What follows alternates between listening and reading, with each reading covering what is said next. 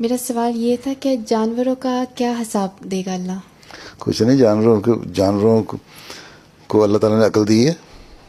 دی ہے، جی دی ہوئی عقل. اچھا ہاں، اتنی عقل دی ہوئی ہے کہ بعض جانور جن کو تم ٹرین کرتے ہو وہ اس کے اتنا کام کر لیتے ہیں، لیکن ان کو یہ نہیں پتہ کہ کیا چیز بری ہے اور کیا چیز اچھی ہے. ٹھیک ہے، جب ان کو یہ نہیں پتہ کہ بری کیا ہے اور اچھی کیا ہے تو ان کے لیے جنت دوزخ کوئی نہیں.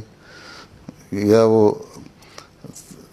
ان کو تو پھر بس ختم ہو گیا، ان کی روح ایک جگہ چلی جائے گی، یا اگر کٹھی ہو رہی ہیں کہیں روحیں تو اللہ تعالیٰ بہتر جانتا ہے، بس وہاں چلی جائے گی اور ختم ہو قصہ.